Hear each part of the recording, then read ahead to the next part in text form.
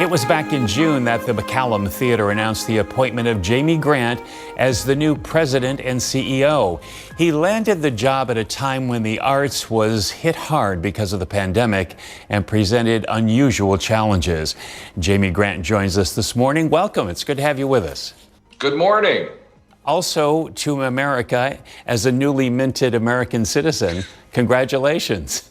Thank you very much.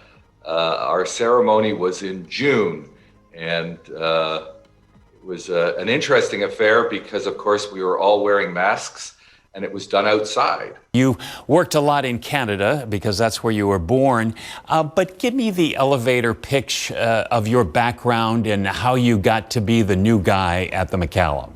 Well, prior to coming to the McCallum, I was the president and CEO of the Ordway Center for the Performing Arts in the Twin Cities of Minneapolis, St. Paul.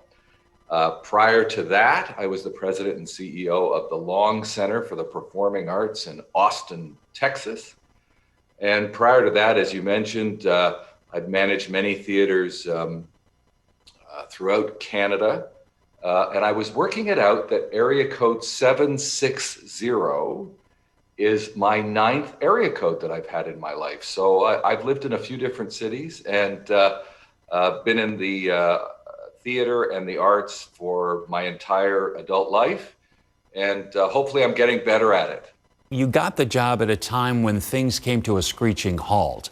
And now with the Desert's premier venue, how do you keep that front and center so it's not forgotten?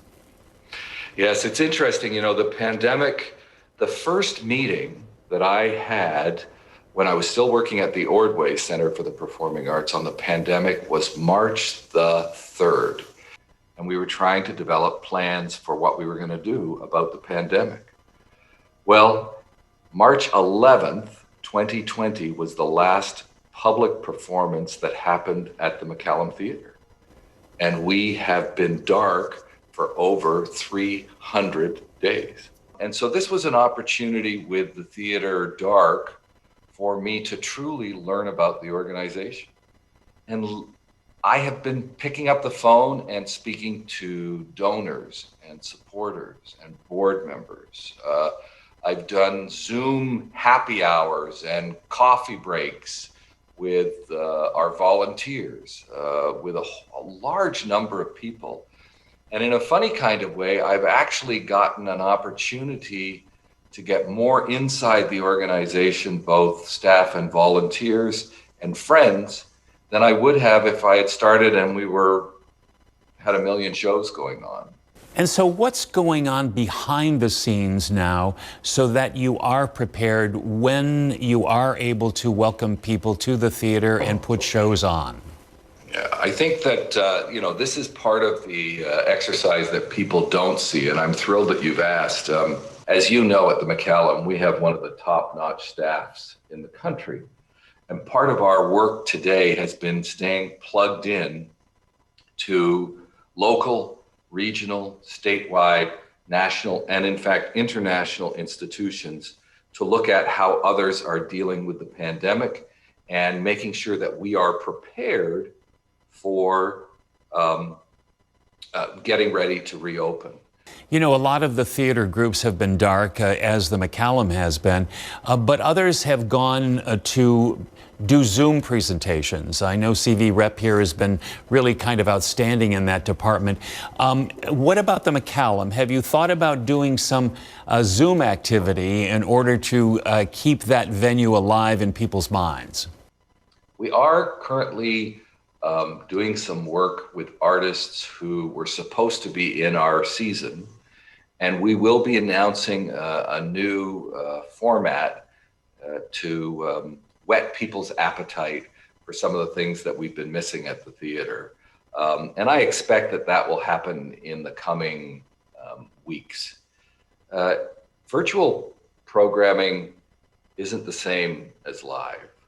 The experience is fundamentally different. And it's not something that will ever replace live programming. So we are working on that. The other thing you need to know, Joe, is that our education program really hasn't slowed down one bit. And our education program has been doing virtual programs since September, October, and they will continue right through. And in an ironic twist, it's not impossible to imagine that in the year of a pandemic, we may actually end up serving more students this year than we did last year, because of how many teachers are eager for virtual content. And we just hope that we can open those doors again very soon and get people in the theater to enjoy the arts once again. You and I agree on that. Our paths will cross again, not virtually, in person, very soon, I promise.